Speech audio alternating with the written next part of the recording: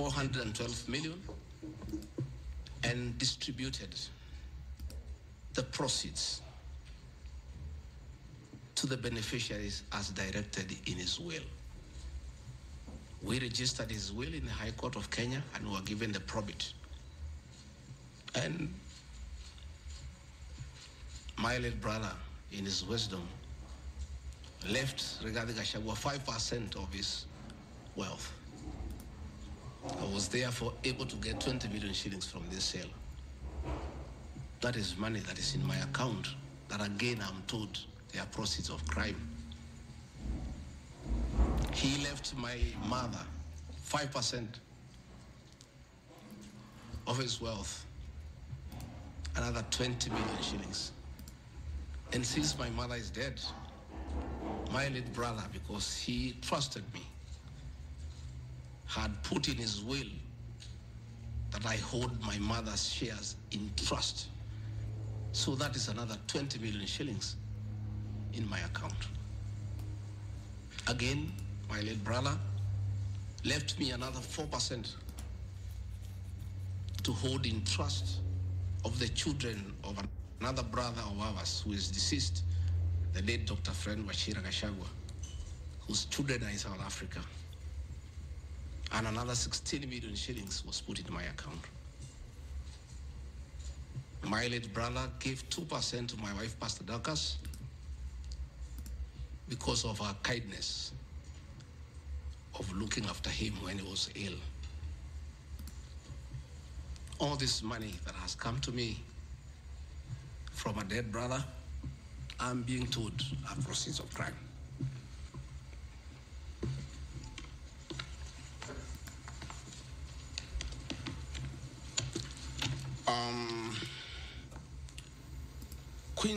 Queen's Gate Service Apartments, another property belonging to the late Gachagua, is another property that I'm told I've bought as when I'm deputy president. That is why I have 5.2 billion worth of money. And this property, again, we sold the Cooperative Bank of Kenya, the staff retirement benefits for nearly 600 million.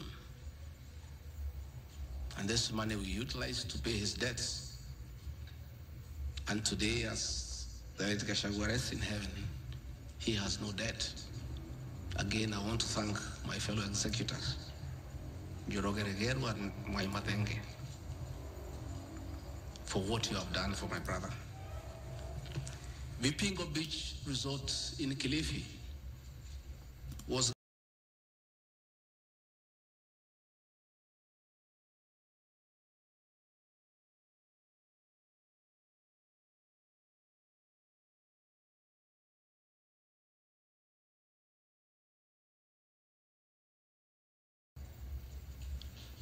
that he used to host us there every Christmas to enjoy ourselves.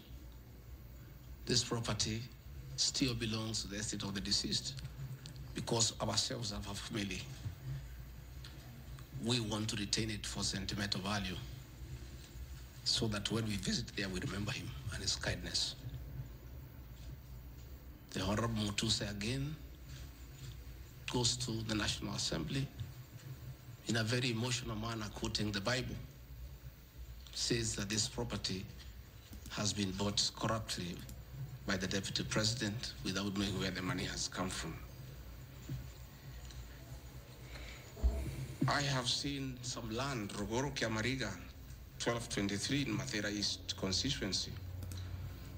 To start with, Rogoro Kiamariga is not in Mathera East constituency. It is in Mathera West constituency. In haste to dispose of the deputy president because of political deceit and conmanship and betrayal, they could not even get it right where the land is treated. They were in such a haste to get rid of the deputy president. The land is Rogoro/Kiamariga, 1223 in Mathera West constituency. It's a 2-acre piece of land. It's alleged it has a helipad. It's a lie. The land is 2 kilometers from my rural home, and I've planted napier grass for my dairy unit. I bought it at 3.5 million shillings. Again, proceeds from my dairy farm. I have a dairy farm with almost 150 cows, and I do make an income of almost 1.5 million shillings every month. I can surely afford to buy 2 acres of land. And I take this opportunity to thank my brothers from the Kalenjin community for that dairy farm. Anytime I've gone to the Rift Valley, in appreciation of the support I gave President William Ruto, the Kalenjin community always gives me a cow or 2. And within 2 years, I have the largest dairy farm in Madeira constituency, courtesy of the Kalenjin people. I want to thank them for their kindness. I have seen an accusation that I've bought 40 acres of land in Kakuret, Kabraine, in Keni, Nyeri constituency as the Deputy President of the Republic of Kenya. I saw the Honorable Njoroge Wainaina, the MP for Keni, signed the notice of motion to impeach me on the allegations, this one being among them. Had there been no malice, Njoroge Wainaina, the Honorable MP for Keni, would have advised the Honorable Mutuse that he sold me this land in the year 2015. I have a sale agreement I'll give you with this picture. I bought this land from the Honorable Njoroge Wainaina in 2015. I was not even a member of parliament. Yet he has appended his signature that I should be impeached and go home for having corruptly bought 40 acres of land in Kakuret. In fact, the land is not 40 acres, actually 35. The allegation is that it's 40 acres, but that land is 35 acres. The people of Kakuret know it. I bought it from the Honorable MP for Keni, and had he read this motion, I'm sure he would not have signed it. But as you all know, there was a lot of coercion, there was a lot of intimidation, and I'm sorry that I'm told the Honorable Wainaina is admitted in hospital because of threats, coercion. He's being forced to hang a brother against his will and his conscience. These are the lies that Mutuse brought to the National Assembly, and asking the people of Kenya to get rid of the Deputy President of the Republic of Kenya based on lies. I have seen another ridiculous allegation that the Honorable Gachagua, Deputy President of the Republic of Kenya, has since becoming Deputy President, acquired 80 acres of land in Meru. That is false. What is true is that the Deputy President is a member of Solution Circle Limited in Meru. And for those who do not know, the Deputy President is half Meru, half Kikuyu. His mother, the late mother, Kirigo Gachagua, was born in Meru in a place called Katheri, and thereafter settled in Kiberesha. Deputy President Rigathi Gachagua sometimes is a lonely man. His father is dead, his mother is dead. His brother, Derito Gachagua, the governor, died of pancreatic cancer. His brother, Dr. Fred Wachira Gachagua, died because of alcohol. His other brother, Jackson Riani, died because of alcohol. His sisters are married. So when he goes home, many times he's lonely. And he decided to look for some land in Meru where he can go and build a house and be among his relatives, his mother's relatives. And in the process, I identified that 29-acre land and borrowed money from Solution Circle, which I'm paying every month. We'll give you documents to show you that this is 29 acres, not 8 acres, that I have bought from a loan that I have taken as a member of Solution Circle in Meru, the land of my mother, and which I call home. I have seen an allegation that I have a dairy farm in Nyandarua. I don't have a single animal in Nyandarua. I have some little land in a place called Shamata, but I'm yet to do anything about it. I think I just mentioned it to one of the member of parliament for that area called Gachagua that I would like to start a dairy farm. And I think in those rumors in parliament, the Honorable Mutuse went ahead to say that I own a dairy farm in Nyandarua. I own no such farm today, but God willing, because of the good climate in Daragwa, in Shamata, one day, God willing, I'll have a huge dairy farm. I have seen companies listed just to create an impression that Rigathi Gachagua is doing business. I want the people of Kenya to know that Rigathi Gachagua was a businessman before he became a politician. And he had a life, and that life is part of his history. So getting companies that were associated with him 15 years ago, 13 years ago, 10 years ago, and publishing them, it's just being mischievous. My life did not start as deputy president. I left university in 1989 and served the public for 15 years, up to the year 2002. I left for the private sector for another 15 years. In those 15 years, I was a very astute businessman.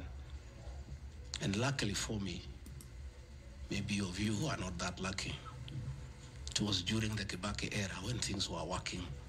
The economy was strong, business environment was right, and there was room to make money. And I made money that time. Those are old companies, and they are not trading. And when I became deputy president, a few companies that own properties, I transferred to my children, and I told them to continue doing business and not to do business with the government because I don't want conflict of interest. I want to confirm to the people of Kenya tonight that no company owned by my children has ever done business with the government, and I'm demanding for proof from the Honorable Mutuse or anybody else linking the Rigathi Gachagua family with business deals with the Kenya government. I agreed with my children that they do business with the private sector, do farming, and run the family business that I bequeathed them. These companies are all listed. And just for clarity, because I don't think they are worth a reply, because there's nothing about them. Rigathi Gachagua Foundation. As a member of parliament, I was educating orphans. I was educating children of single mothers. I was educating children of PWDs. And the education needed to continue.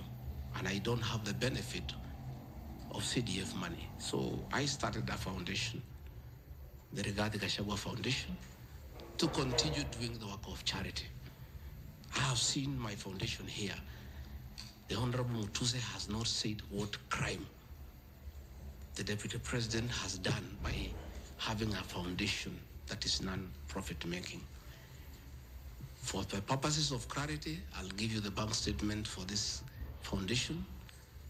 I've only received a total of 12 million shillings from well-wishers, which have educated children, I've educated students at Pwani University and other vulnerable people. Dorcas regarding Gachagua Foundation, this is just an attempt to bring my family into mud. Every Kenyan knows the work Dorcas Rigathi has done in this country for the boy child. She has opened clinics for addicted children, and she gets a lot of money in her foundation.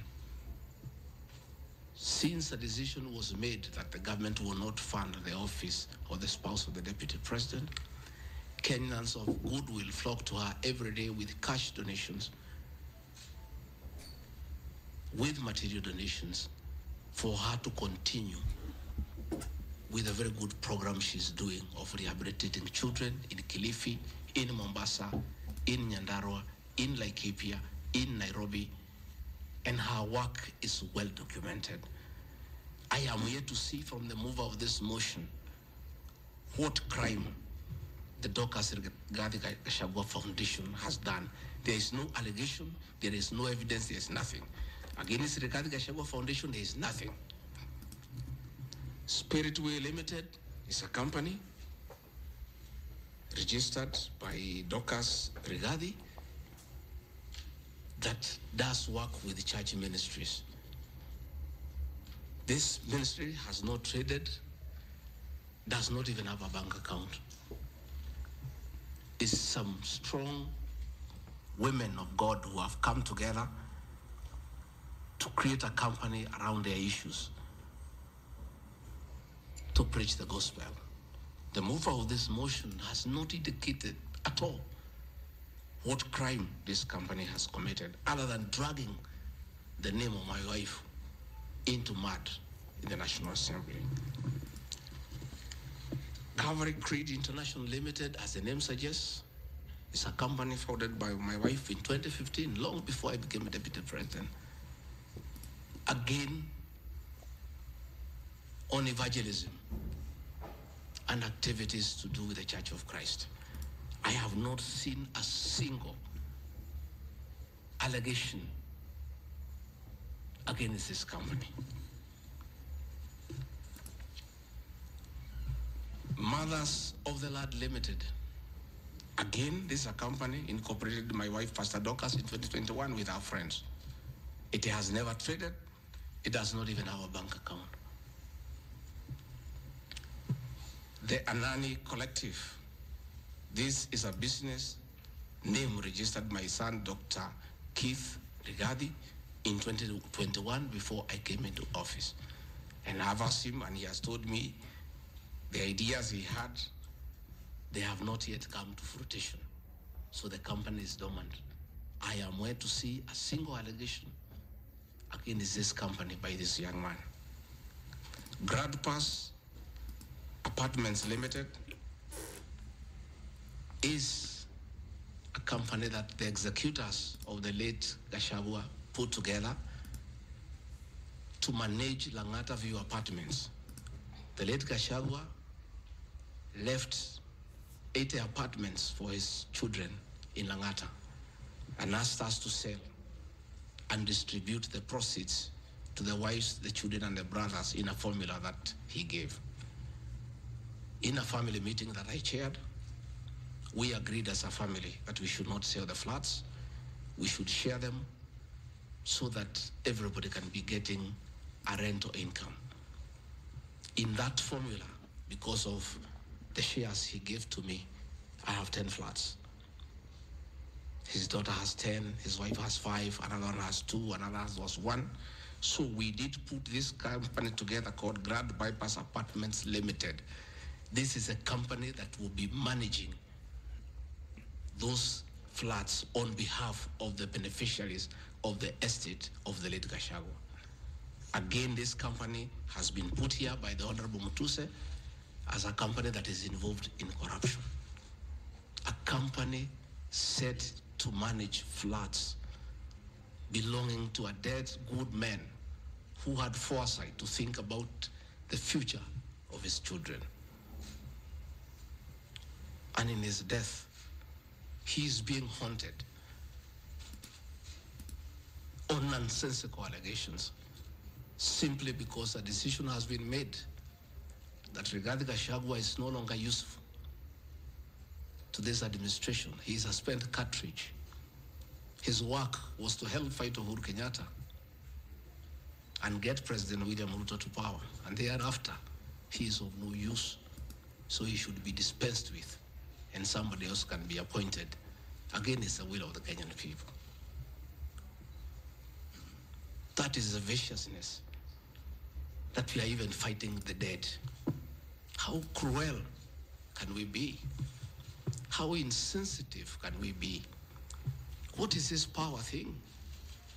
That you even fight the dead for you to entrench yourself in power and get rid of your perceived political enemies.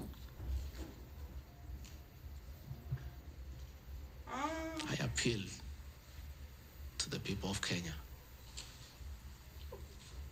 to have respect for the dead, if nothing else. People may have money, they may have power, they may have everything, but they must remember that it is very respectful to respect the dead.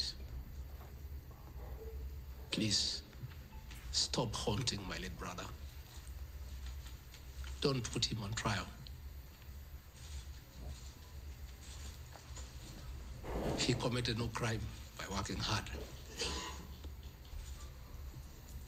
and leaving an inheritance for his children and entrusting his brother Gachagua to look after that property.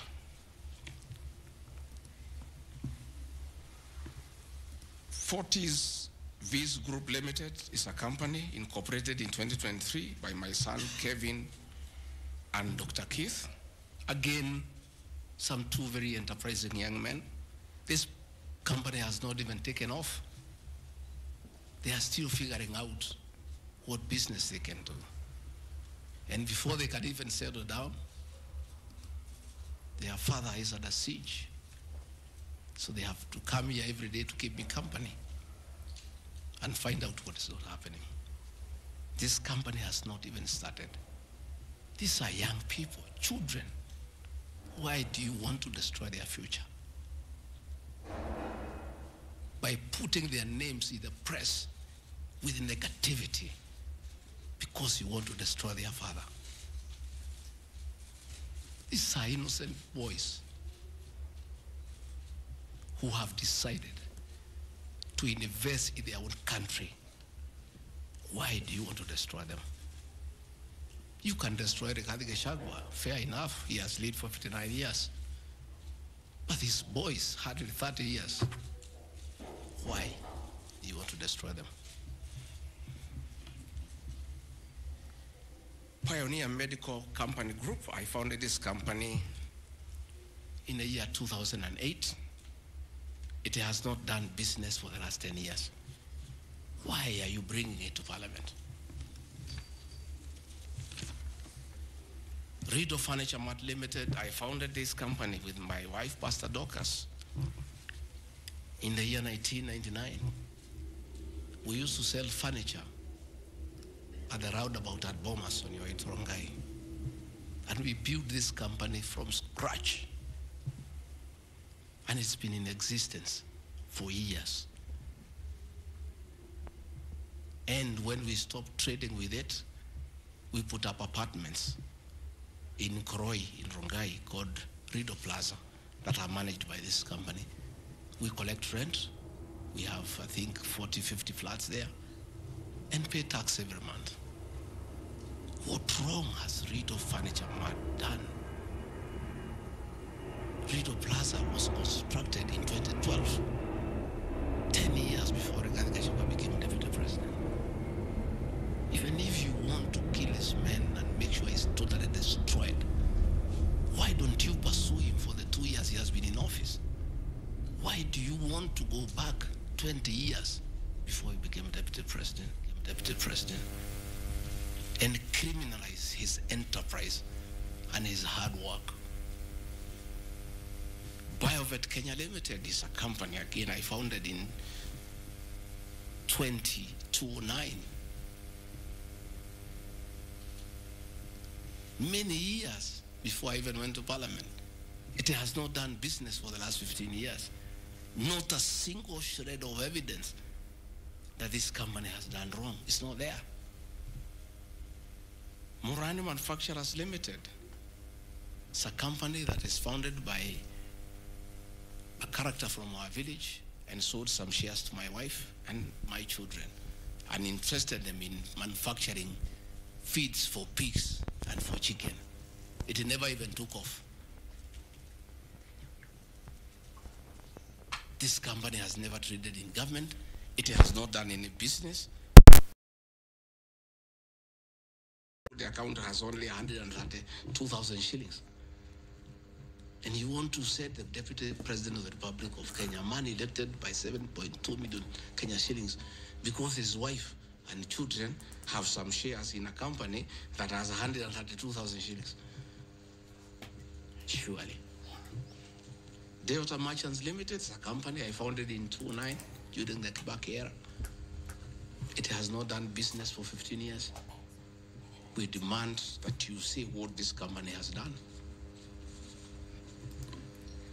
Wamunyoro Investments Limited is a company named after my village in Wamunyoro, which I founded in the year 2001 as a construction company. This company owns a lot of property that I bought in those years when the economy of this country was on sound footing. Since I became Deputy President, we ceased all activities of this company. It has not done a single transaction with anybody. The company is dormant, but it owns property. Those properties were bought and acquired long before I became Deputy President.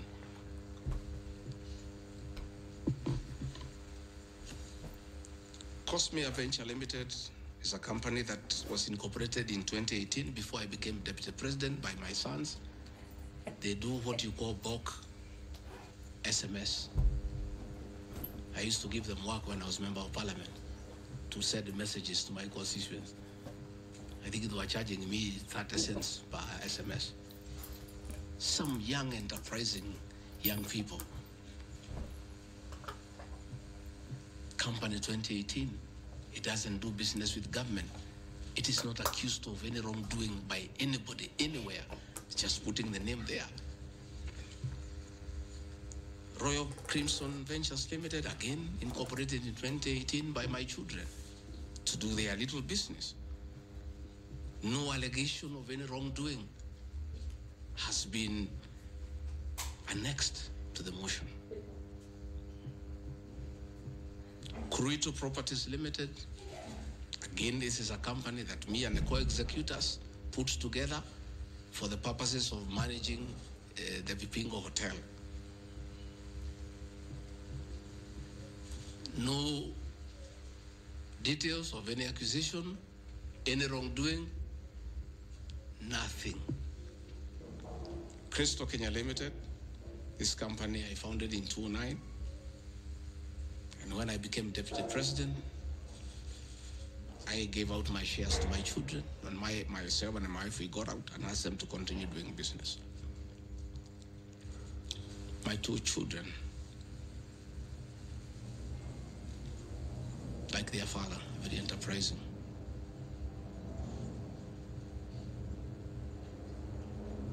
Nyeri County, where I come from, we were hit badly by COVID, and all our hotels shut down. Hundreds of jobs were lost. Many people who were supplying to those hotels shut down. The two most important hotels in Nyeri is the Outspan Hotel and the Treetops Hotel, and they are always run together. The Outspan Hotel was for sale, and my children were interested, and I encouraged them.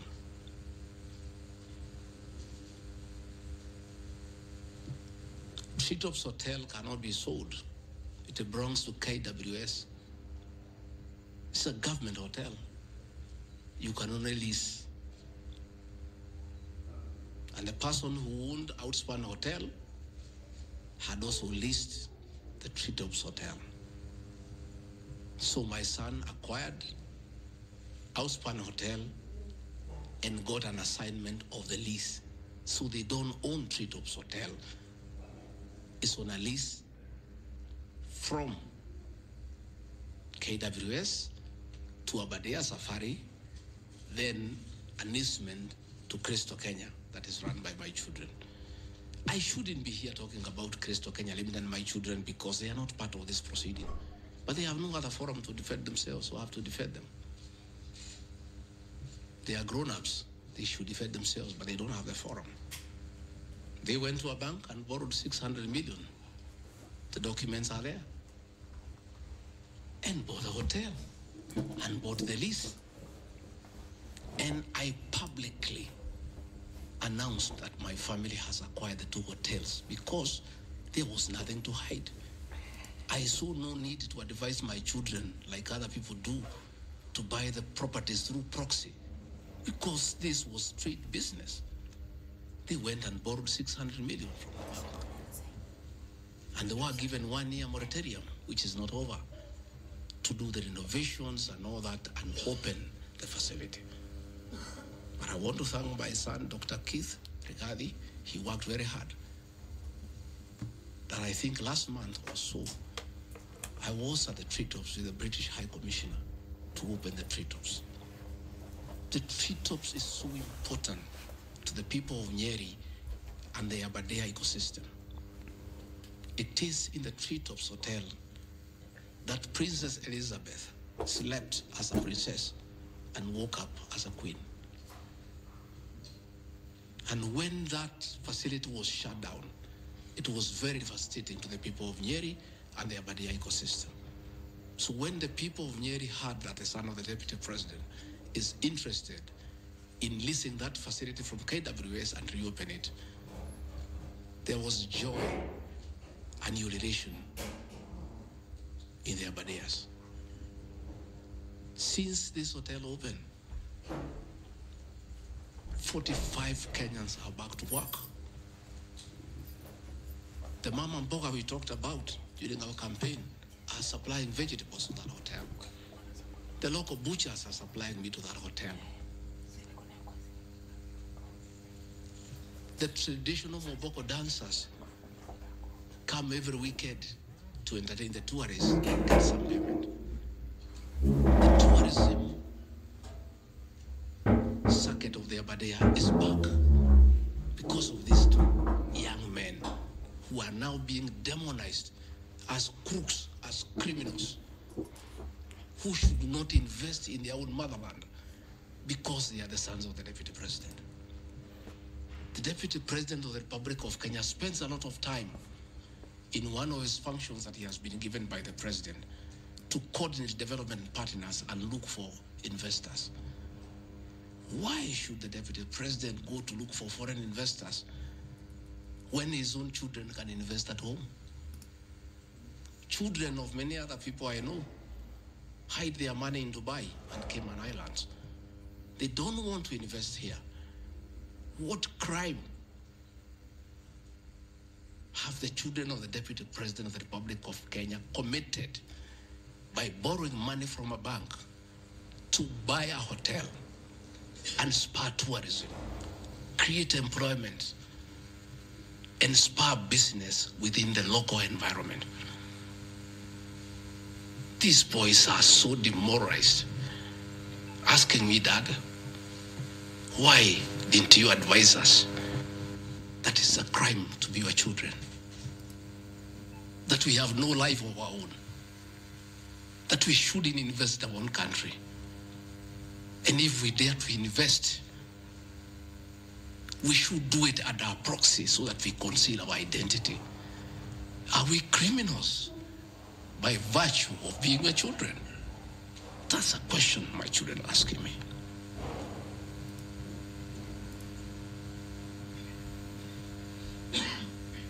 What crime can children of Kenya commit to to borrow money from a bank and start an enterprise and employ people and spur tourism.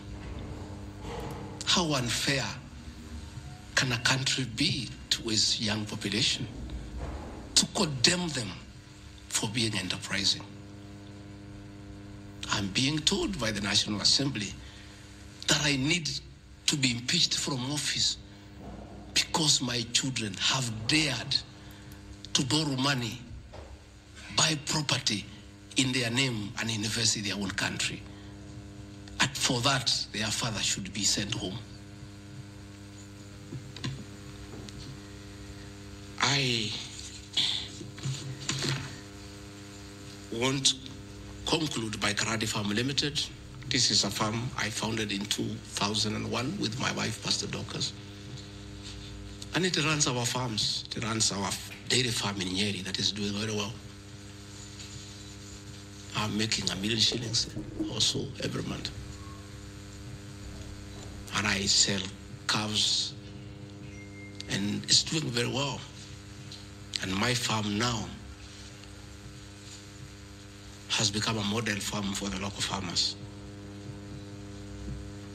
We are doing chicken, we are doing rabbits, we are doing sheep. Again, nobody has told me what crime has Karadi Farm committed. Technical Supplies and Services Kenya Limited, a company I founded in 2001. I did business during the Kibaki era. When things got very bad, I stopped doing business with it. It has not done business for the last 8 years. And of course, in the 2 years I've been deputy president. I want proof. Tomorrow, the National Assembly to table proof what these companies have done. They will be very embarrassed before the people of Kenya. This will be the most shameful act ever in the history of our National Assembly, where you go table a motion that is so sensational based on trash and not a single accusation backed by evidence. I have seen an allegation that exerting influence on officials of the Ministry of Lands to issue an allotment letter to Amunyoro Investments Limited and using the fraudulently acquired documents to support a court case. Again, Amunyoro Investments Limited was never allotted any land. This parcel of land, 209/12077, Amunyoro acquired at 24 million shillings in the year 2012. The documents are there, we'll give them to you. Purchase from a third party.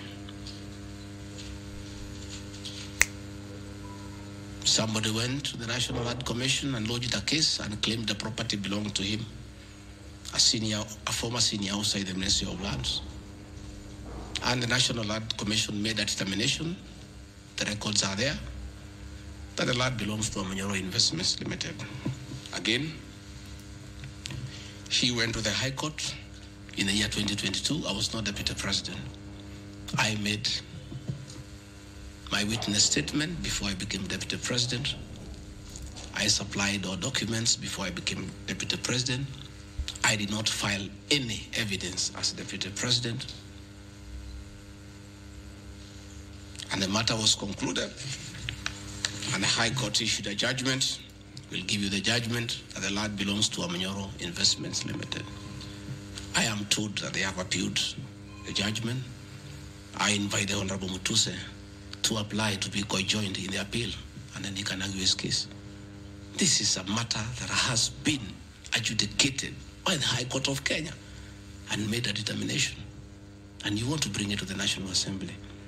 The matter is alive with the Court of Appeal. It is sub judice to even discuss it in Parliament because a determination has been made.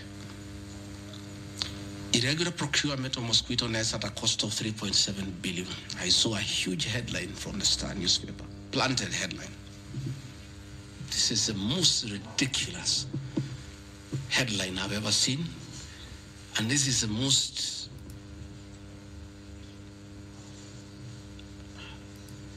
I lack a proper one, and I don't want to speak in Kikuyu.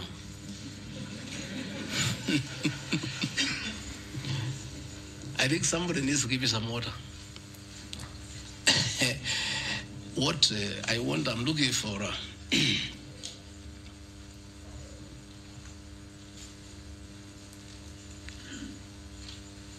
I have seen that allegation.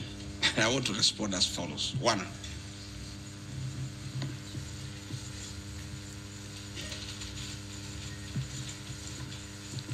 there is Andrew Mulwa. He has sworn an affidavit with the false allegations. And he had better be very careful. Because he has made a statement on oath. In the affidavit, he says that Deputy President was involved in KEMSA 3.7 billion irregular procurement of malaria nets, either directly or through proxies. Further,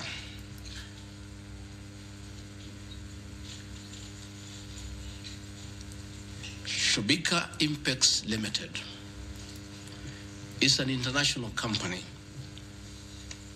the fourth largest manufacturer of mosquito nets in the world. It has done many tenders with KEMSA, with the Global Fund, countries in Africa and Asia. And there was a tender.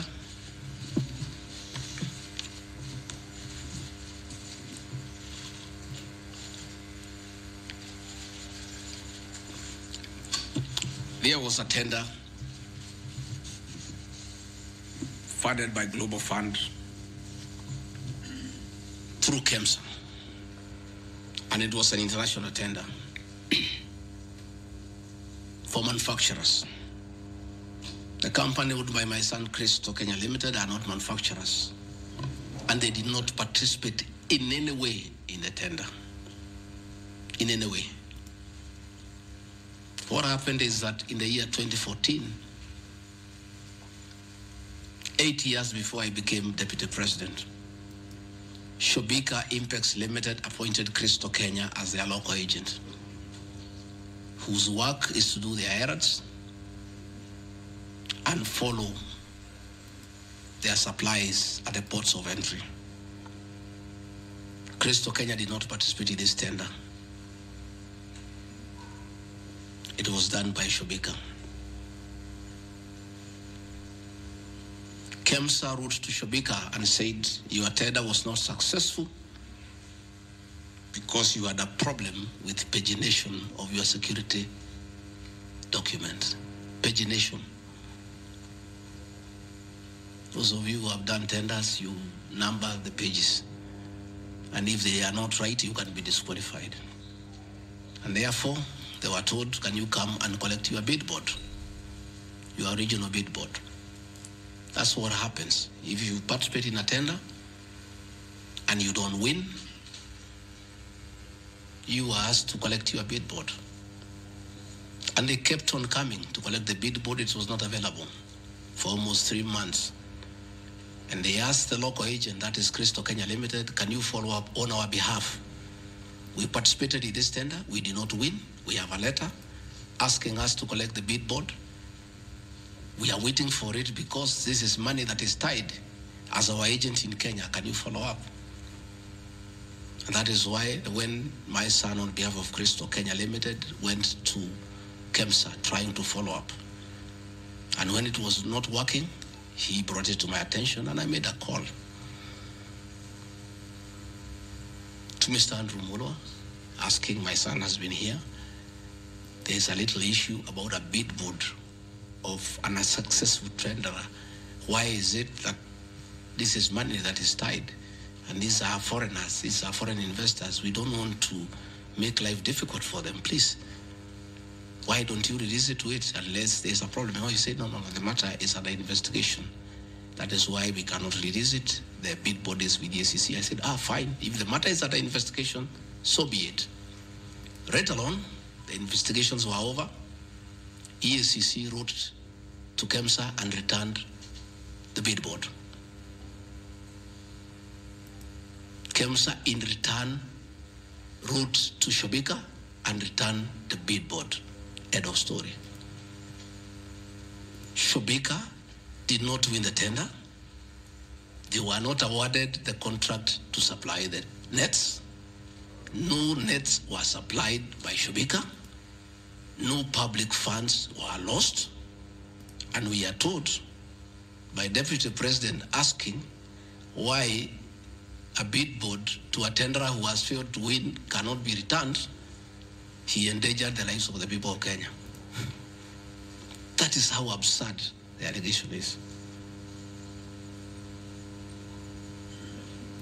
There is no evidence that the company with my son participated in the tender. They did not participate. There is no evidence that the Deputy President interfered with the tender. The only crime is that urging so that we don't frustrate foreign investors. If they were not successful, why are you keeping their tender security? You need to give it to them. And it was a lot of money. I think it was 500 million or something like that. So I want to say this is a very ridiculous, and I take great exception to the headline by the Star. Please, we'll give you the documents. Tell us, where was the Deputy President involved in that tender? This is a tender that never was. And for the record, to show that this tender had no problem, after the investigations, during the investigations, the CEO, Terry Ramathani, was suspended to allow investigations as it should be. And Mulwa became the CEO. Mulwa was not there during the tendering. He came after the tender had been annulled. And he was dealing with the aftermath of the annulment of the tender, that is returning the bid boards, sending document to ACC. After investigations by ACC and the Senate were concluded, Terry Ramadhani was appointed by President William Ruto as the Deputy High Commissioner to India. That tells you, because when those appointments are made, the head of public service writes to ACC, DCI on issues of integrity. Terry was cleared, which means there was no scandal. And again, and most important, no public funds were lost, no nets were supplied. Therefore, this is another fishing expedition to just justify the 5.2 billion. I think that is why they were putting the 3.7 billion to make the maths to add up. You know, when you want to talk big figures, you must look for 3.7, 600 and all that. Even all these things I've read here, if you take your phones, we are nowhere even, we have not reached 2 billion. Because Olive Garden, 400 million. Queensgate Apartment, 600 million. Outspan and Treetop, 600. So these are just figures that were being put to the people of Kenya so that they can see us into bad light. Unnecessary and expensive renovation at the official residence in Karen and Mombasa. How Mutusen knew it's unnecessary, I don't know. He has never been here. You guys were here before.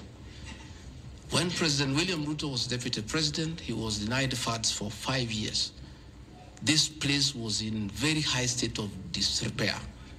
It took me 7 months to move in. The roofs were leaking, the toilets were blocked, the septic tanks was broken down, the borehole was broken. There was nothing. Parliament, in his own wisdom, allocated funds for the renovation of this residence. As a deputy president, I have nothing to do with public expenditure. In fact, at that time, the accounting officer, between 2022 and 2023 financial year, was the State House Controller. Procurement was done, tender was awarded, and the renovations were done. And you can see the place looks good. There was need to dignify the office of the deputy president because He has a function of coordinating development partners. Ambassadors and high commissioners and all sorts of international visitors are always here. So to dignify the office of the Deputy President, the residents needed to be in the right standard, and that is not my decision, and I have nothing to do with it. As for the contractor who was awarded the job, I don't know him, and I don't need to know him. I have no business. Where he transferred his money, I would not know. I have no access to his account. Whether he is related to me, the answer is no. I don't know him. And for the record, I don't wish to know him because it's not necessary.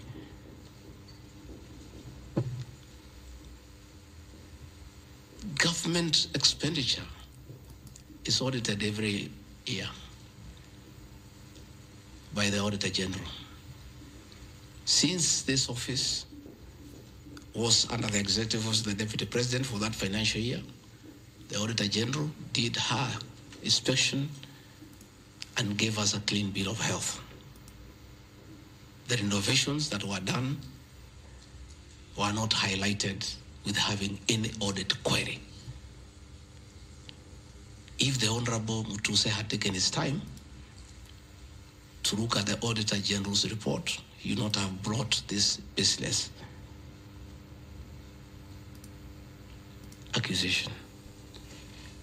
And even if there was an accusation, it should be directed to the accounting officer, who is the State House Controller, not me. I don't deal with procurement. I don't deal with financial management. I don't deal with anything to do with public finances.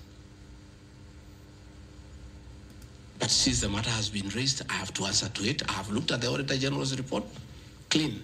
I have looked at the contract, it's signed by the Controller of State House. As to the work, that I can attest, they did a very good job.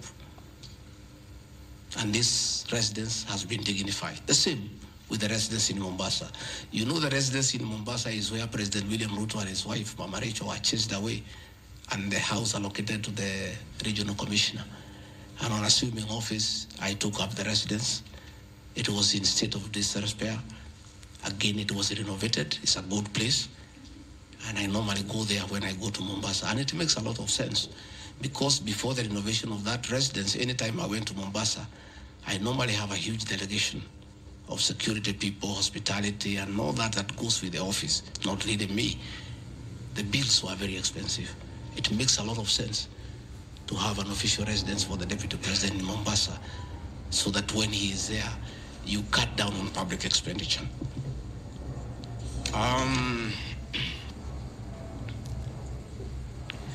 Dubiously acquiring a substantial portion of sum of 100 million paid to Lusona Events Limited. Again, that's another ridiculous acquisition from the North.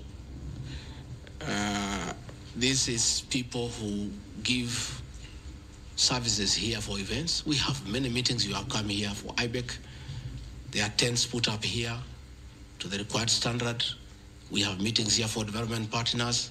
This is a very busy residence. Most of you have been here. Again, I don't get involved in procurement. That is the work of the accounting officer and his team in public finance management. As to the person who does that work, I don't know he or she, and I have no business knowing who does the work. Those are things that are not in my purview. Again, the ridiculous accusations that money came to me, one would have to demonstrate how it came to me. Was it brought to me through my account, through cash? Who was there? What is the evidence? Again, it is just trying to throw mud at me. And I want to say that that accusation is baseless, and we believe we want to see the mover of the motion coming up with tangible evidence. Again, these accusations lack particularities and specifics. They are just generalized accusations. Again, we'll be challenging that again in court, because there is a ruling that grounds of impeachment must be well-grounded and must be particularized and specific. This is just an allegation. Where is the nexus between the supplier of events to this residence and the Deputy President, Gachagua. There's no nexus. I don't know the person. I don't know the company. I'm not involved in the procurement. I don't even know how it is procured. All I do is I want events, and they are arranged, and I take part in those events. Those accusations of funds utilizing the Deputy President, in the office of the Deputy President, coming for my personal benefit are ridiculous, unfounded, and totally malicious, and there's no evidence whatsoever. And I want you people of the press to also ask these people to give you the evidence. Don't just write headlines. Ask, where is the evidence? Where are the particulars? You know, you don't just allege, oh, this particular supplier, this money went to the Deputy President. Yes, fine, that is good. How? How did it go to the Deputy President? You must explain.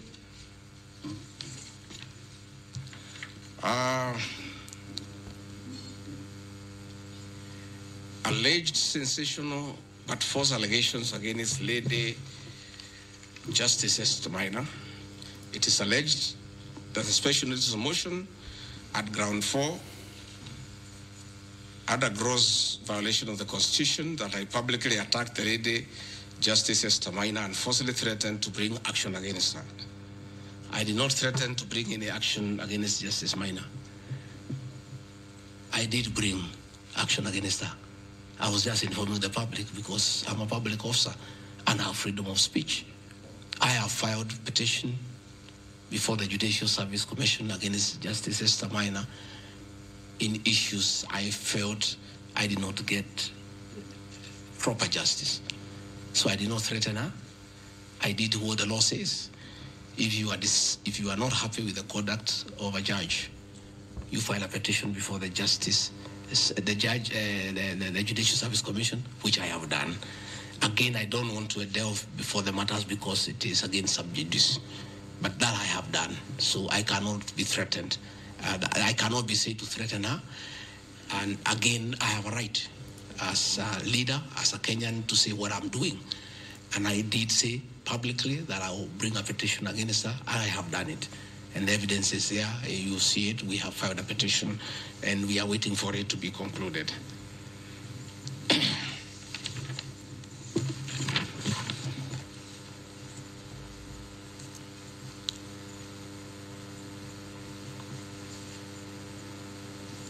Again, I want to emphasize that my statements were protected speech consequent to a decision by the land judge in a matter involving my personal assets, which I disagree with and found to be wholly unfair. The matter having been concluded at that stage, my criticism of the decision was not sub judice, nor in any other manner prohibited by law. While I respond to the ruling of the land judge, I was in absolute disagreement with it. Contrary to the assertions, the special motion, I did not forcibly threaten to bring action against the land judge. I took legal action available to every citizen of Kenya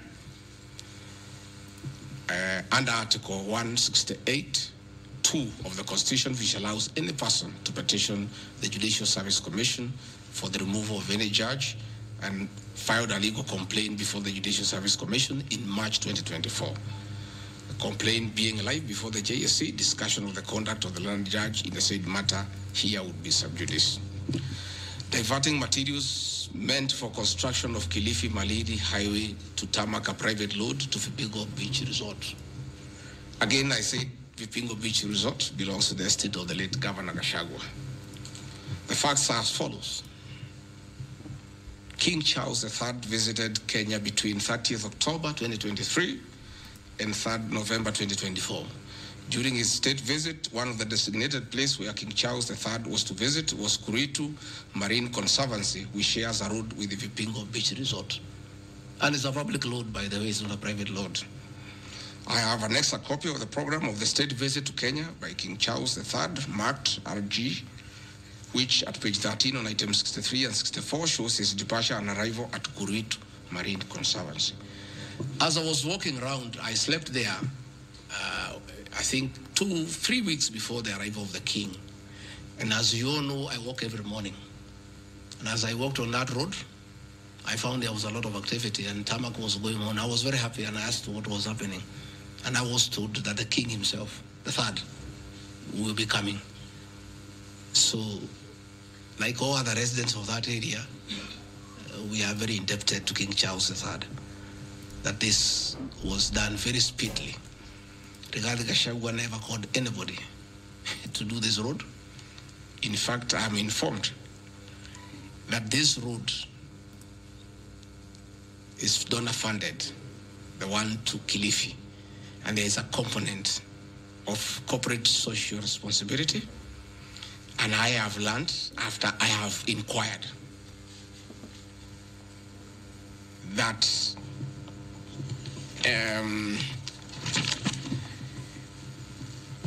these people of that road is called Takaungu Shariani Vipingo. It's off the main road, and I am made to understand that Kuritu Marine Conservancy, Vipingo Secondary School, Shariani Primary School, among other stakeholders, including a public market, applied to Kenha to be considered for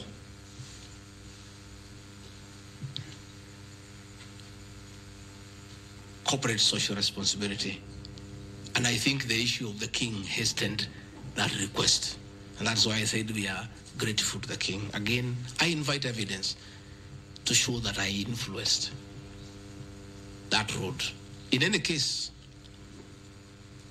I would like to know the member of parliament for that area, how he will vote in this motion. He should be a very happy man. If Deputy President Rigathi Gachagua occasioned a tarmac road to be done in his constituency, he should vote for me. But I didn't. And when I went there, that Shariani market, people are very happy with that road, because I walk there in the morning when I sleep there. People are very happy with that road. The secondary school there, the boys and girls are very happy. The primary schools are there. And again, contrary to the assertion by the Honorable Mutuse, it's not a private road, it's a public road. And it is serving many people, a primary school, a secondary school, a market, and a whole community, including the family of the estate of the late Governor Gachagua. We are just beneficiaries of good deeds by our government that were hastened by the arrival of His Majesty the King III. Undermining the President and the Cabinet by allegedly making contradictory public statements from the position taken by Cabinet regarding the evacuation of the people residing along Nairobi River. To start with, for the record, President William Ruto has never complained to me that I have undermined him. If he has told that to Honorable Mutuse, I would like to know that he has complained to Honorable Mutuse that his deputy has undermined him. Article 147 of the Constitution provides the Deputy President shall be the principal assistant to the President and shall deputize for the President in the execution of the President's functions. Article 28, which states that every person has inherent dignity and the right to have that dignity respected and protected. Article 29C, which states that every person has the right to freedom and security of the person, which includes the right not to be subjected to any form of violence from either public or private sources. Section 152G1 of the Land Act, which states that notwithstanding any provisions to the contrary in this act or in any other written law, all eviction shall be carried out in strict accordance with the following procedures. A, be preceded by proper identification of those taking part in the eviction or demolitions. B, be preceded by the presentation of the formal authorizations for the action. C, where groups of people are involved, government officials or their representatives to be present during an eviction. D, to be carried out in a manner which respects the dignity, right to life and security of those affected. Include special measures to ensure effective protection to groups and people who are vulnerable, such as women, children and elderly and persons with disabilities. F, includes special measures to ensure that there is no arbitrary deprivation of property or possessions as a result of the eviction. G, include mechanisms to protect property and possessions left behind involuntarily from destruction. H, respect the principles of necessity and proportionality during the use of force and give the affected person the first priority to demolish and salvage their property. Critically, our Constitution provides at Section 147(2) that first, the Deputy President shall perform the functions conferred by these constitutions and any other functions of the President as the President may assign. Pursuant to Article 3 of the Constitution, I, as well as every citizen of Kenya and state of public officers, have the obligation to respect, uphold, and defend the Constitution in performing any of my functions. The national values and principles of governance contained in Article 10 of the Constitution by those state organs, public officers, and all persons, including myself as the Deputy President, wherever we make or implement public policy decisions. In relation to this matter, these national values and principles include the rule of law, democracy, and participation of the people, human dignity, equity, social justice, inclusiveness, equality, human rights, non-discrimination, and protection of the marginalized. Adherence to these principles became extremely important when we, as state officers, are contemplating legal evacuation of citizens with a duty to avoid inhuman forced evictions that would be contrary to our Constitution and international law. While campaigning with the President, and subsequently when I was sworn in as Deputy President, you can remember, I promised as a key pillar to the Kenya Kwanza government that there will be no forced and unlawful evictions and that all evictions shall be human and entail legal compensation. You remember my inauguration speech. I said never again shall this administration carry out inhuman evictions in a brutal manner as was done in the previous administration. I and my office, the Deputy President, have undertaken extensive engagement with all parties in regard to the cabinet decision on eviction, which I fully support, including the Nairobi River, which is an entity under the ODP and County Government of Nairobi. Adherence to these principles become extremely important when we as state officers are contemplating legal evacuation of citizens with a duty to avoid inhuman forced evictions that would be contrary to our Constitution and international law. Guideline number 6 of the United Nations General Assembly, guidelines for the implementation of the rights to adequate housing, prohibits forced evictions, and the state should ensure that any eviction under domestic law are fully compliant with international law. The guidelines further require meaningful engagement with communities to ensure that the rights of residents are implemented cooperatively without the need for eviction procedures or police enforcement. I have supported the implementation of cabinet directives on the eviction, safe for the fact that on being informed that each person residing at the Nairobi River was being evicted and paid only 10,000 shillings, which I and many other Kenyans felt inadequate compensation for eviction. I insisted that the government should abide by constitutional dictates and international norms while implementing any cabinet decision, including eviction, and maintain the dignity of citizens of Kenya facing evictions. My statements did not and cannot be construed to undermining the President, because the President, like me, sought to defend the very Constitution. I hope I'm very clear. Am I clear?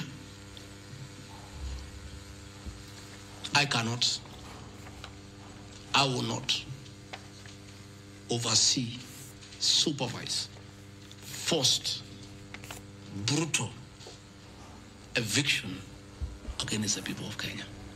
That I will not, and I can't. President William Ruto and I on the campaign trail gave a solemn undertaking to the people of Kenya that under our administration that will never happen. So when I was asked to oversee brutal, inhuman eviction against innocent people without notice, without compensation, without due regard to what the Constitution says, I found it very, very difficult. And I rescued myself and allowed the CS for Interior, the Head of Public Service, the PS for Internal Security to proceed. If that is the reason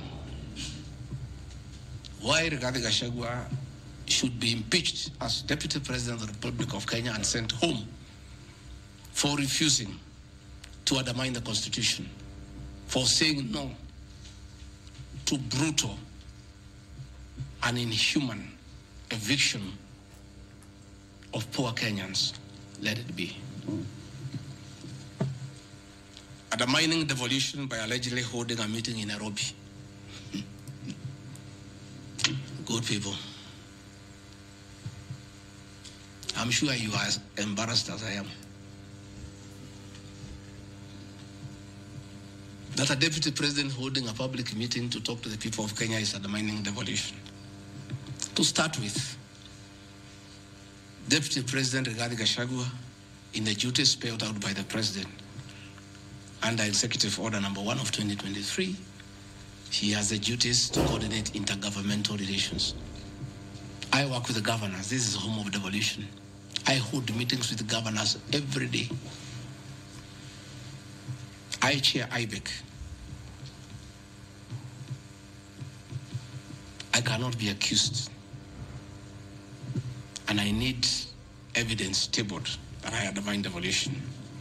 The motion alleges that on 29 September 2024, I unlawfully interfered with the running of the Nairobi City Council government by holding a public rally where I allegedly incited citizens against law of directives of the county government on planning and relocation of markets. This is my response.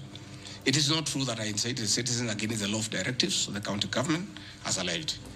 I wish to clarify and point out that when I held the public rally, I merely requested the governor of Nairobi County to speak and listen to grievances which were being raised by the market traders. Videos will be produced tomorrow in the National Assembly. I, Rigathi Gachagua, asking Governor Sakaja to take time to listen to the people and listen to their grievances. The traders had sought me out to intervene and request the governor on their behalf to dialogue with them and seek a solution to their grievances with regard to the relocation of markets. Had the governor listened to these traders, they would have had no business coming looking for me. All I was saying is listen to the people. Before you relocate them, have public participation. Most of those traders have lived in Wakulima market for 40 years. They wanted to discuss with the governor what happens to us, what happens to our customers, what happens to the distances that we cover, what about the extra cost of going to the new relocation. And I think the traders were right. Requesting a meeting with an elected leader is their right. And when they requested me to go and meet them, because they were desperate and they needed somebody to hear to them, I did go and speak to them. Again, this motion alleges that on 20 September 2024, I unlawfully interfered with the running of the Nairobi City Council by inciting citizens against law directives of the county government.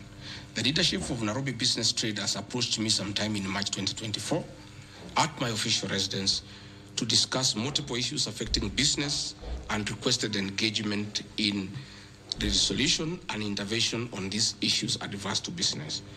Consequent to this meeting, I directed that short, medium, and long-term strategies be undertaken, coordinated by the Office of the Deputy President, to address the issues raised that are cross-cutting with the agencies including KRA, Kenya Post Authority, Counterfeit Authority, Kenya Bureau of Standards, the National Police Service, Kenya Corporate Board, given that devolution is under the Office of the Deputy President. I was just doing my work. On 11th April 2024, the Small Traders and Government Agencies Technical Committee, coordinated by my office, held a meeting to discuss issues raised by the small traders, including Mudhurwa Market, attended by ODP staff in a supportive role in keeping with the draft framework of cooperation and engagement between government, Nairobi City County, and the Nairobi business traders. Subsequent to that meeting, a meeting on 24th April 2024 between Nairobi City Council and the Nairobi small traders and numerous others, the ODP on 22nd July 2024 invited His Excellency Johnson Sakaja, among his other state officers, to a meeting at ODP. Officers scheduled for 22nd July 2024 to review the draft framework of the cooperation and engagement between the small traders and the government of Kenya. On 3rd September 2024, the ODP wrote to Governor Johnson Sakaja and all other stakeholders, submitting a final combined draft of the framework for review and feedback. After all the engagement between all the parties and the draft framework, Governor Sakaja decided to arbitrarily proceed with the relocation of Mudhurwa Market. That gave rise to the cry by the people. Meetings had been held, a framework had been agreed on. And as an elected leader, as Deputy President, I think going to listen to people who are in anguish, who are crying, is responsible leadership. The government that President William Ruto and I lead is a listening government. And going to listen to people cannot be an impeachable crime. I would like to know how members of parliament would want to send me home for going to listen to people who are crying that they need to be listened to. I would like to understand. Undermining devolution by allegedly holding meetings to fight alcohol.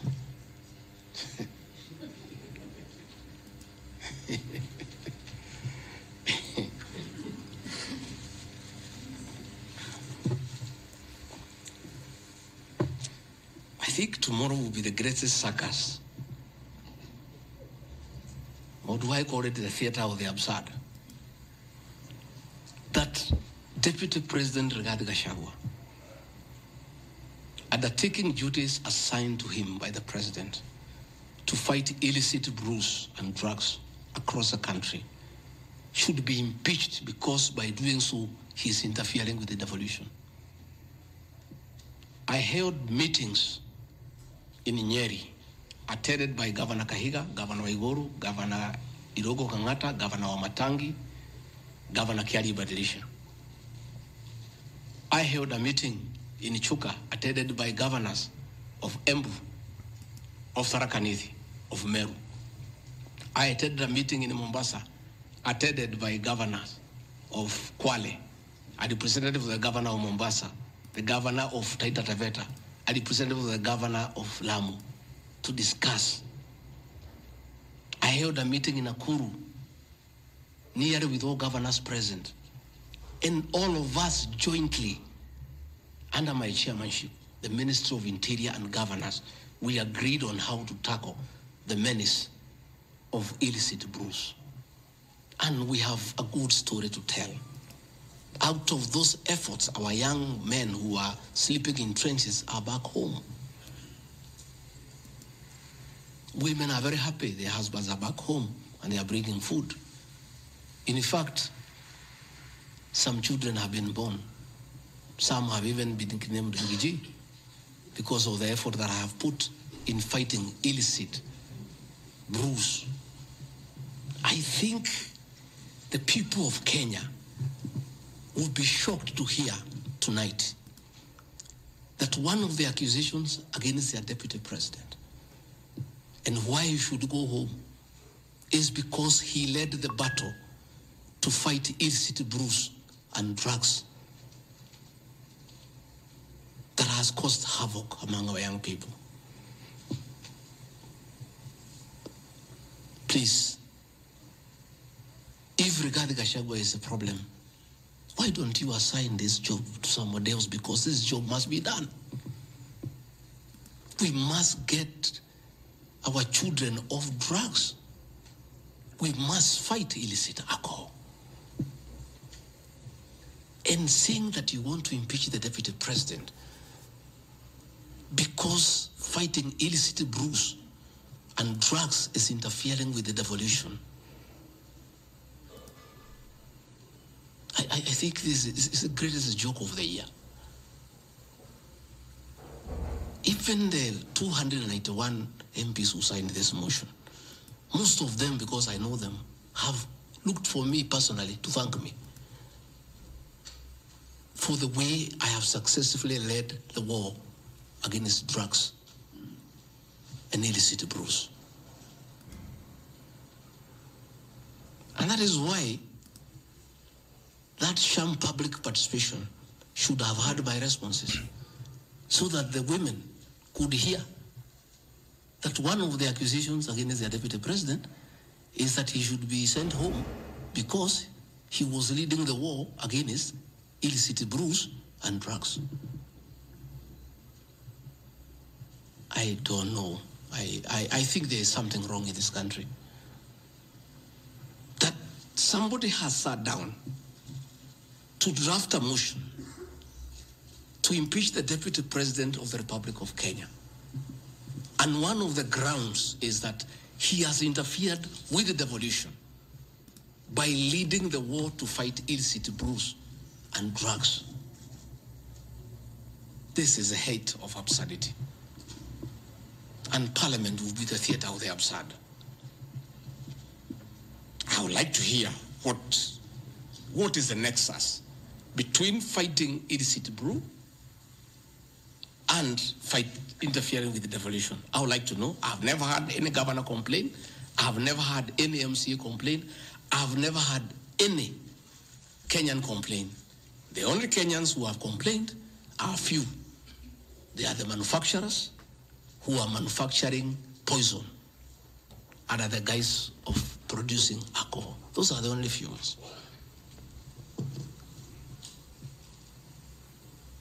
I beg the National Assembly and the Senate, most of the National Assembly, to save face, to consider striking this ground before the motion tomorrow, because it sounds ridiculous to the people of Kenya. Again, if Deputy President Gachagua has to be sent home for fighting drugs and illicit alcohol, so be it. Sensational statements against the National Intelligence Service and its Director General and other officers. My response. In relation to this allegation, I wish to state that the National Intelligence Service holds a very critical role in ensuring the safety and security of our country. They are responsible for gathering intelligence and share it with all our law enforcement agencies to ensure that the country is safe at all times. Consequently, when the country was caught flat-footed with regard to the scope and extent of the public's dissatisfaction with the Finance Bill 2024, which degenerated in the Gen Z protests, it pointed to the failure of the National Intelligence Service in carrying out its mandate. I am persuaded that the National Intelligence Service ought to have known beforehand, and the public was completely opposed to the finance bill, and they ought to have briefed the president before the protest began, as this would have caused a change of tact by government regarding the proposed bill and protest, which culminated in the loss of innocent lives and destruction of property, could have been avoided. Hence, I express my opinion, as this is in my public media briefing in Mombasa, and my utterances were not any different from what happens to other countries when there is lapse or failure by the intelligence agencies. Many of you will recall that after September 11th terrorist attack in the US intelligence agencies were massively criticized. An inquiry was even opened to investigate why the intelligence agency was not able to detect and thwart the terror attack. Under the Constitution of Kenya, the government agencies are supposed to be accountable to the Kenyan people, including the National Intelligence Service, and calling them out when there is a dereliction of duty does not amount to undermining them. In any case, the Director General of NIS is not above the law. He is a public officer. Just like the President, the Deputy President, Cabinet Ministers, he too is subject to criticism like any other public officer. In fact, I'll have videos. President William Ruto, as Deputy President, at one time criticized the then Director General of the National Intelligence Service. In another video, he heavily criticized the then Inspector General of Police for underperformance. I have learned from my boss how this job is done. It's clear. It's done. I mean, nobody, the president is criticized daily. The deputy president is criticized daily. And we take no offense. The Director General of the National Intelligence Service is not above the law. He is a public officer. He is accountable to the people of Kenya. And when one feels he has underperformed, he'll be called out. Because that is the nature of the Kenyan state. And this I learned from my boss when he was deputy president. Again, there was the issue that the president and I committed ourselves publicly that never again in our administration shall ever we allow abductions and extrajudicial killings.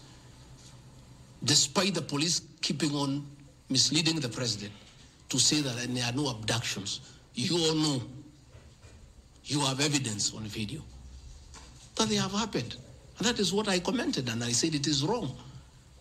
And because I'm a truthful person, I'll say what is wrong when it happens. Despite the fact that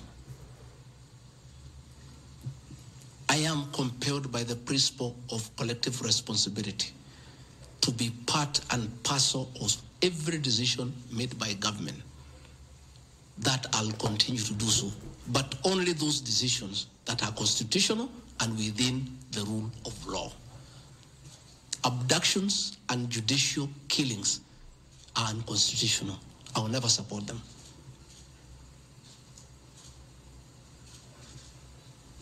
President William Ruto has been criticized left, right, and center.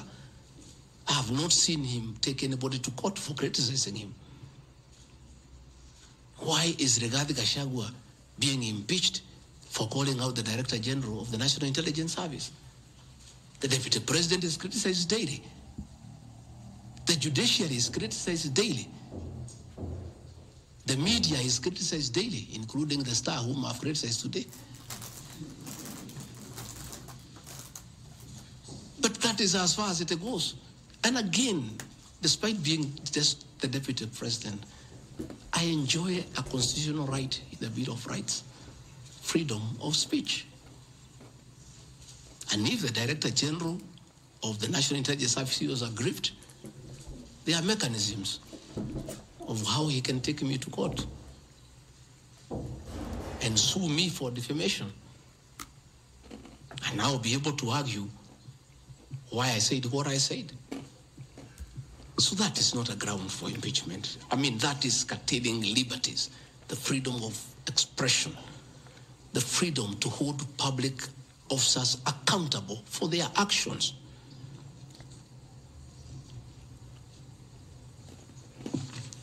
And I want to say finally,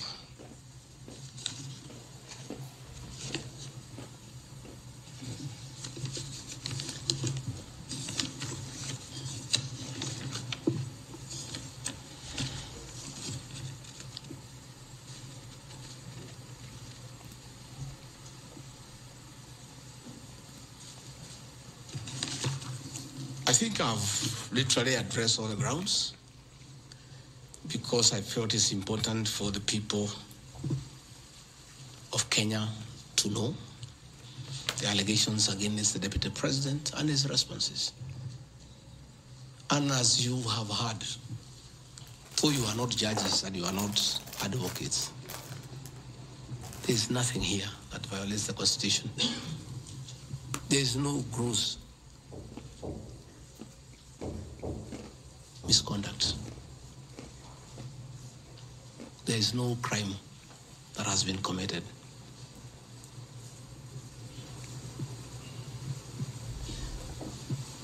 I'm innocent on all these charges, and I want to clarify my apology yesterday to the President did not in any way imply that I'm guilty of these charges. I'm not. This I'm not. My statement was that if there's something I've done to the President that I don't know, that probably has upset him, I asked for his forgiveness. But that was in no way an admission of this ridiculous allegations meant to overturn the will of the people. Finally, in conclusion, I want to say that overturning the will of the people is not a joke. It calls for very serious violation of the Constitution. None of these issues here meet the threshold. We'll go to Bunge tomorrow. I'll be there at 5 for 2 hours, and I'll put my case. In the unfortunate event it proceeds to the Senate, I'll be there again to prove my innocence by way of evidence.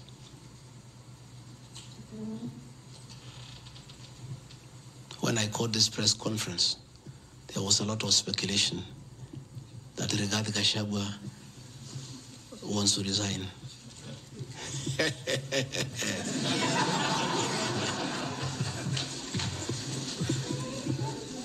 This is a man elected by 7.2 million Kenyans. How dare you suggest to him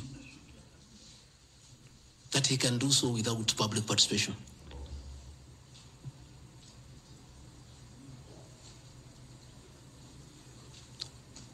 I have no intention whatsoever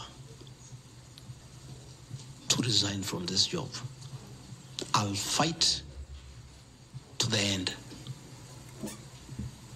I have tremendous respect for our judiciary and the professional judges of the High Court, the Court of Appeal, and the Supreme Court. And in the professional manner, they have handled serious issues affecting Kenya. The impeachment of a deputy president elected by 7.2 million Kenyans is not a small matter that can hastily be decided by a few members of parliament and senators and wish it away.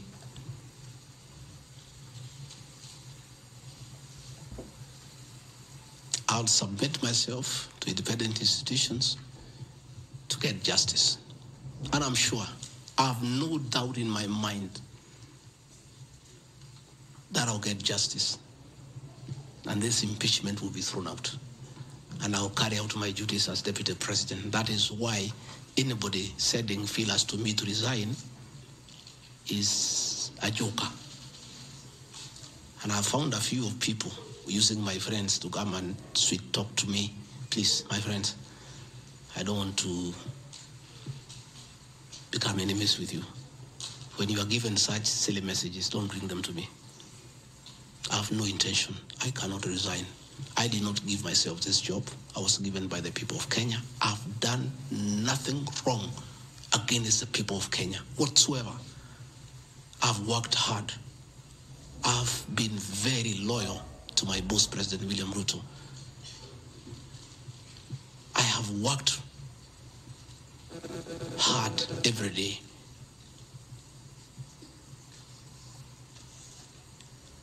And I will not be distracted. I think there's one issue I've forgotten, one ground. The issue of the shareholding, isn't it? Even you guys can remind me if there's one issue that I have not dealt with.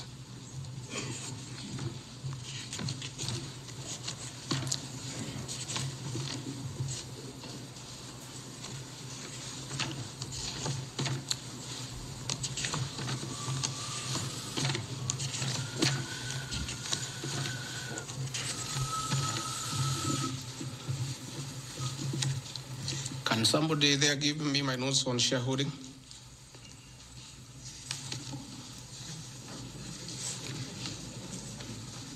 Yeah, I have them here. That's okay. Yeah, this is an important one.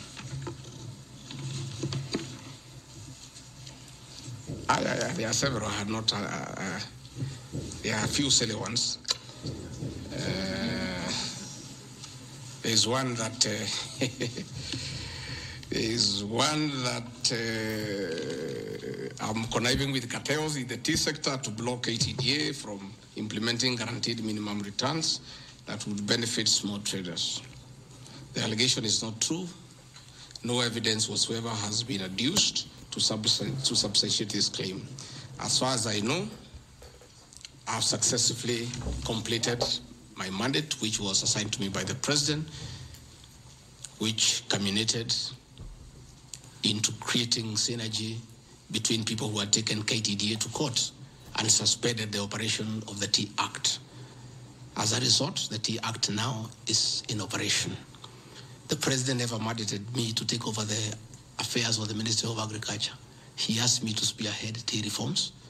I did the tea conference in Kericho, brought all the stakeholders together, and as a result, I created a synergy among all the stakeholders, and we agreed that those people who had gone to court withdraw the cases, and now the Tea Act is operational, and that will see meaningful reforms. As to claims that I have stopped the selling of tea in Mombasa, there is no evidence to that effect, and I want to call upon the Honorable Mutuse to provide that evidence. Again, in matters coffee, I was given a job by the President to initiate coffee reforms, which I have done successfully. I held the coffee conference in Meru for 3 days in 2023. For the last 2 years, I've been working with stakeholders, including members of Parliament and the Senate, which has culminated into 2 bills: the Coffee Bill 2023 and the Cooperative Bill 2023. These 2 bills, the Coffee Bill 2023, will see the reintroduction of the Coffee Board of Kenya that will market coffee for farmers without putting profit. We have also recommended the reintroduction of the Coffee Research Foundation or the Coffee Research Institute in Roiro to work on better varieties and drought-resistant crops. Through my efforts, again, I've completed my work. The 2 bills are before the National Assembly. I call upon members of the National Assembly immediately after the impeachment process to embark on these 2 bills and see them to fruition so that farmers can enjoy the work we have done in coffee reforms. I have seen another absurd, that I have taken control of a local cooperative society in Madera constituency where I was a member of Parliament. This is false. I should be told which society by name, because I know all the societies. I know all the farmers by name.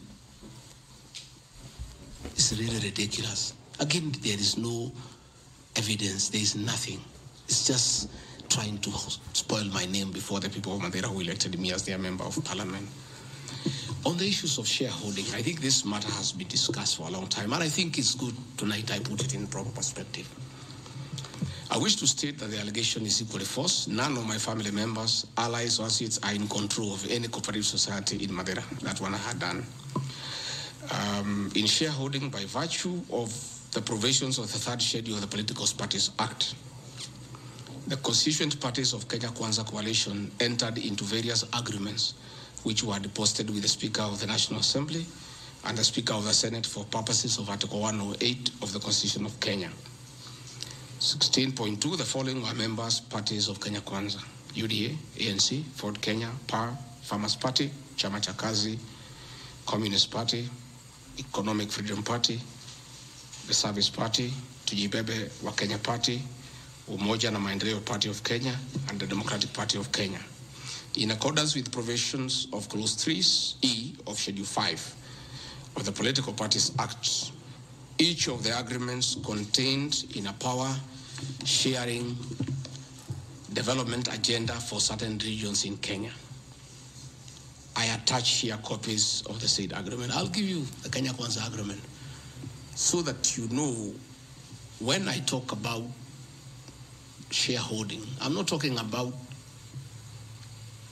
Kenyans. I'm talking about this agreement that was signed by President William Ruto and almost everybody else on how power will be shared. I've never talked about sharing resources. I have been talking about power sharing for people to get what they deserve in sharing power in accordance with this agreement.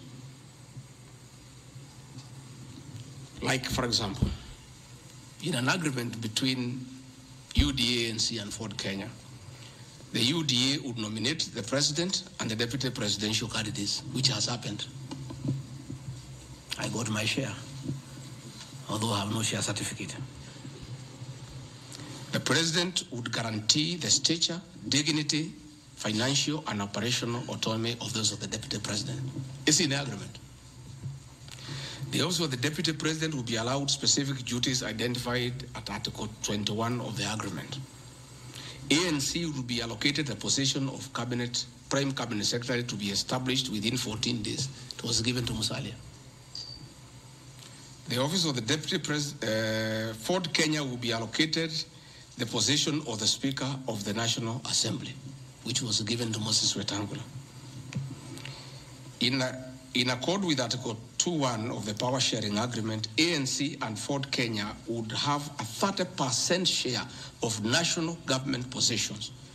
So, the Honorable Musalia Mudavadi, the Honorable Wetangula, and the people of Western, please don't condemn Rigathi Gachagua. The agreement is here, defining your share in the government. It is not me. I did not sign this document. It was signed by Musalia, Wetangula, and President William Ruto. So when I say about this share thing in terms of positions, I've never talked about resources, about development. Although it is also here, is that regions bargained with the president for shares. Musalia Mudavadi and Moses Wetangula bargained for 30% of shares within the Kenya Kwanza government. Although they were also supposed to give us 70% of the vote, which they did not. Nevertheless, since they gave a certain vote, they are still entitled to some share one way or another. So it is not Rigathi Gachagua who said that a government is like a company. It is the agreement of the Kenya Kwanza, which I will be tabling in the National Assembly. It is not me. It went ahead to say it.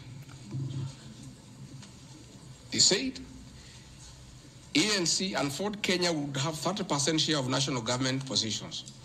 That is cabinet secretaries, principal secretaries, high commissioners, ambassadors, diplomatic and consular representatives, chairpersons of state corporations, directors of state corporations, chairpersons and commissions of constitutional commissions, provided the 30% share is to be shared equally between the ANC and Ford Kenya.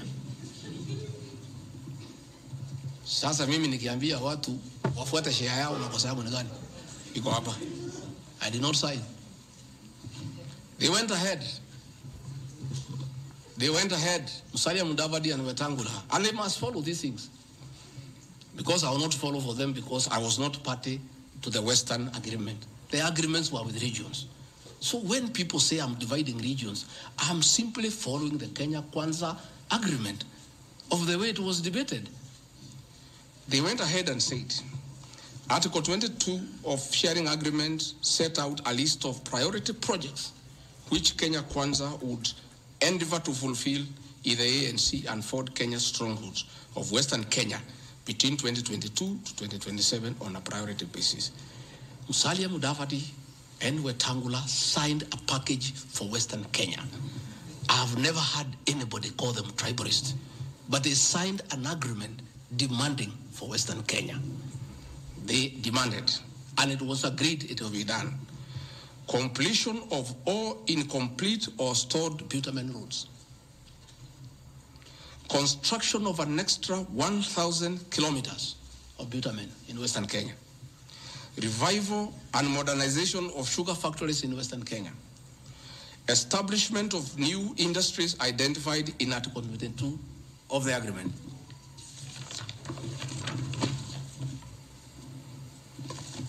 Ladies and gentlemen, this is the Kenya Kwanza agreement on shareholding.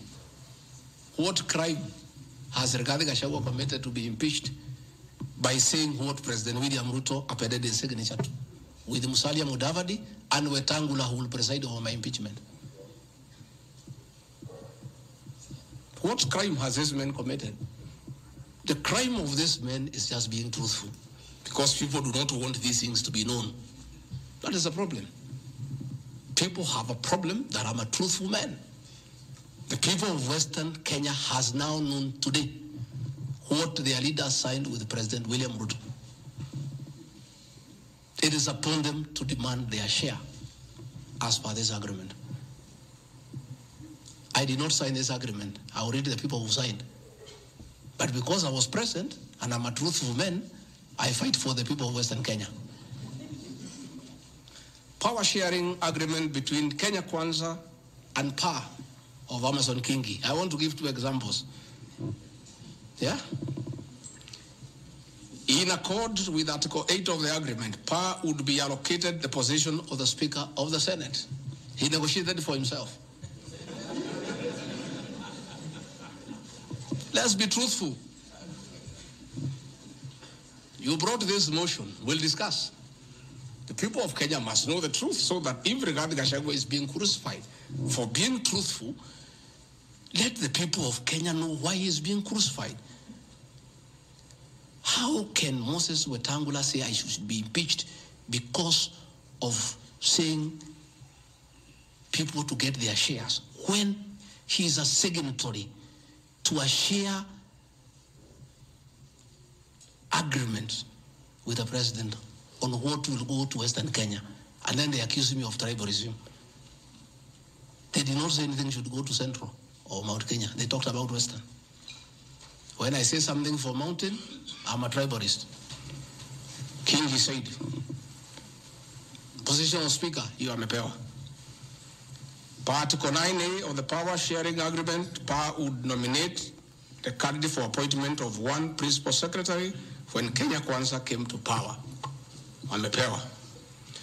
For Article 9B, the Power Sharing Agreement, Kenya Kwanza and PA would agree on what share of national government positions, cabinet secretaries, principal secretaries, high commissioners, ambassadors, diplomatic and consular representatives, chairpersons, state corporations, etc., etc.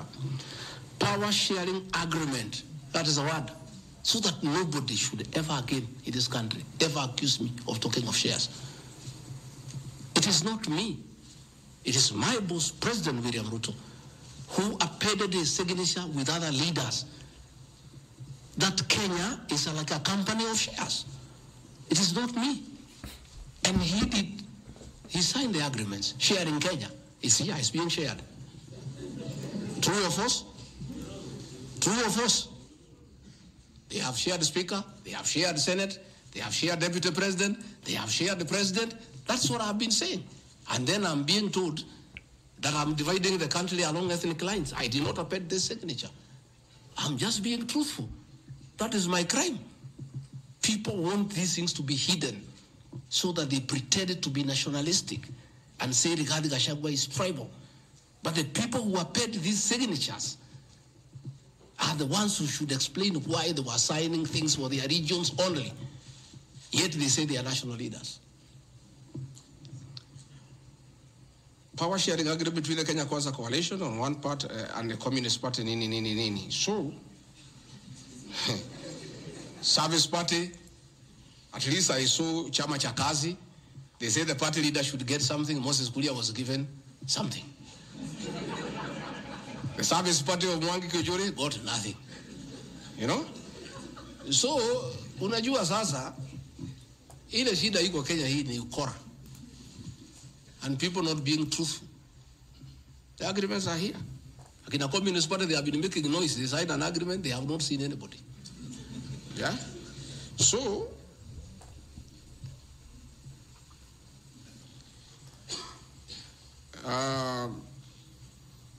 my speeches on the shareholder issue are informed by their aforesaid power sharing covenants, which are founded on law and lessons learned from the well-known disputed 202 NAC power sharing agreement. Further power sharing agreements are a feature of government formation in all democracies in the world that provide the formation of coalitions. My pronouncements on the issue, properly understood, are not only anchored in law, but entirely harmless and incapable of being construed as a basis for ethnic animosity, a danger to national cohesion, or a threat to national unity.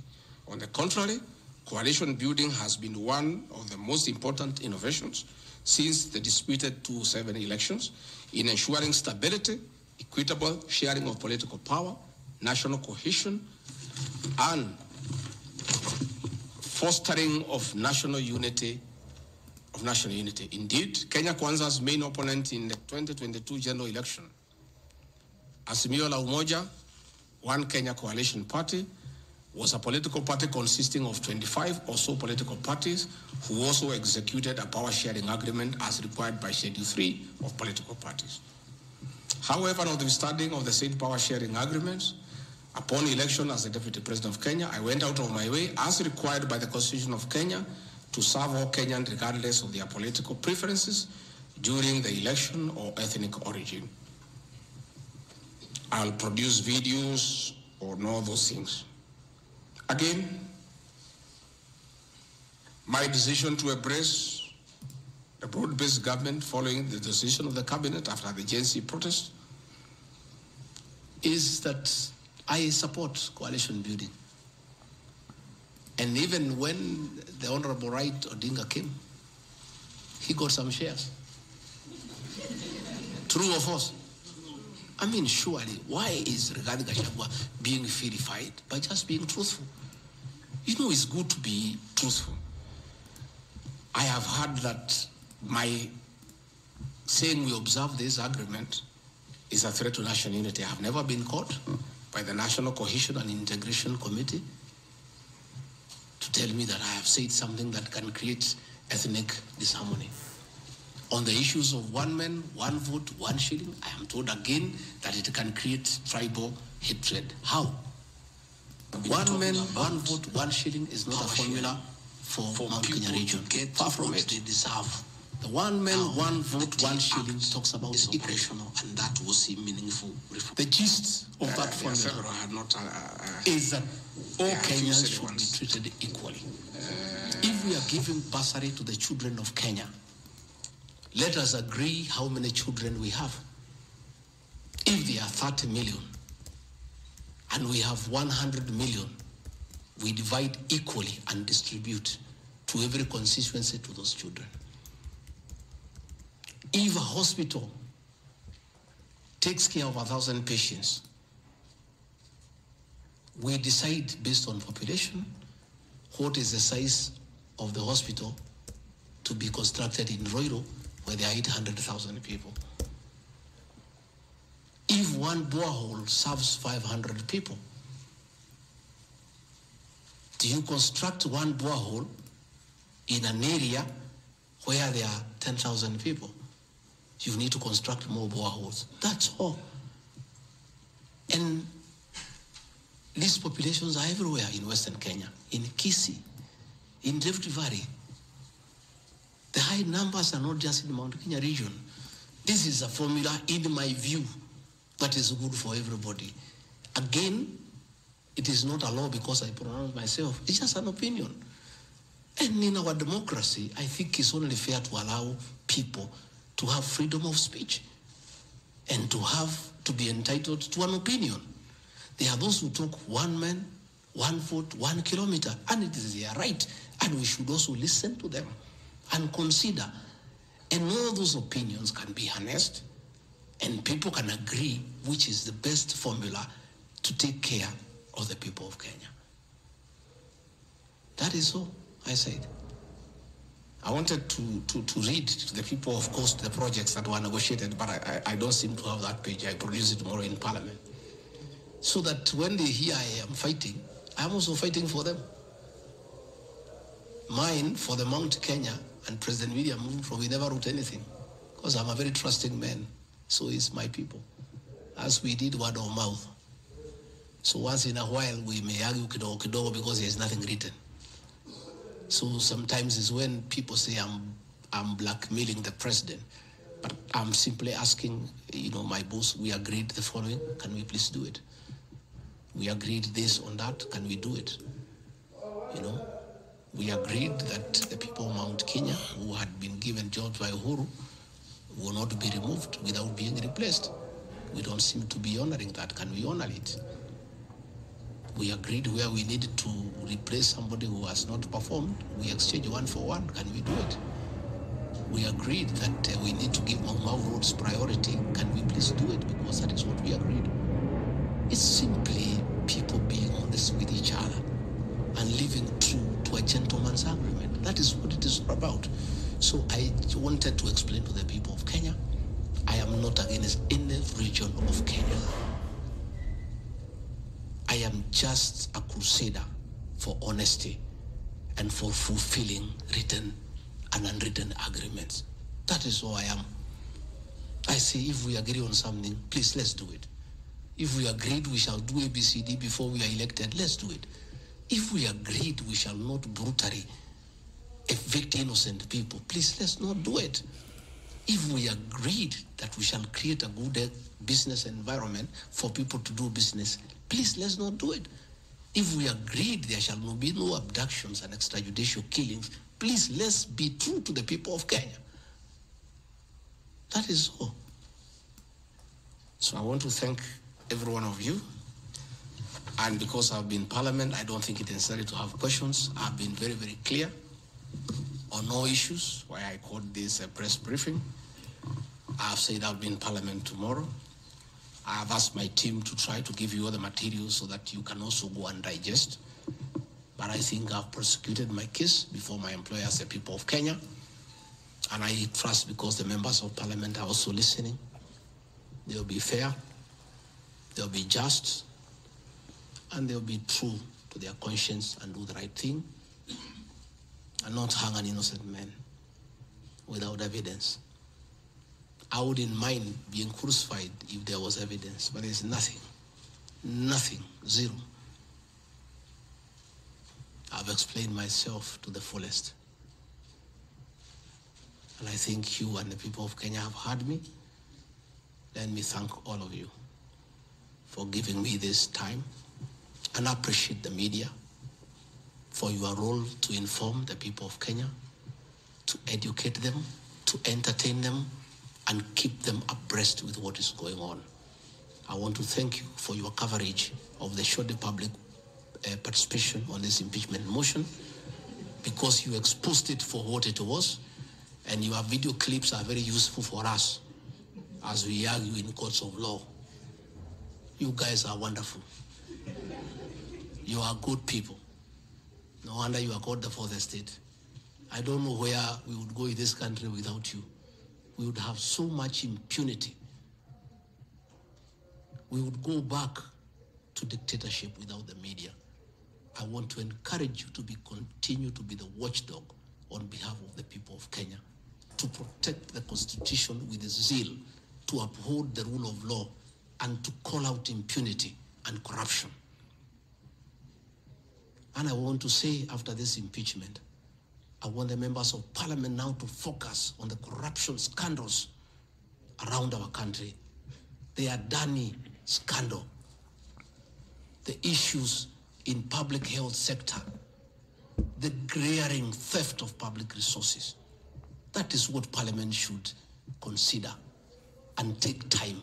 And that is what the people of Kenya want. And I really want to thank the media for being a very responsible watchdog on behalf of the people of Kenya. Please continue writing. Where regarding Gachagua has gone wrong, please write. But always accord me the right of reply. Don't condemn me unheard. And I want to thank you tonight, because you have really written accusations against me. But I am also to blame because I never called you, isn't it? Now that I have called you, I want you to request you. Every accusation, put my answer. Is that not fair? Let the people of Kenya judge. You want to ask questions? Yes. But not outside this. Okay. Your Excellency, thank you. We appreciate you hosting us here. You have said a lot in the last more than nearly 2 hours, so I'll be very brief in relation to what you said. My colleague Sam Gituk hosted you here on the 20th of September, and you said a motion of such magnitude cannot head to Parliament without the sanctioning of the party at the parliamentary group level and without the go-ahead or the green lighting by the President. Has President William Ruto in effect sanctioned that motion now that it's in Parliament? Second, this is in relation to your statement on the 4th of January this year regarding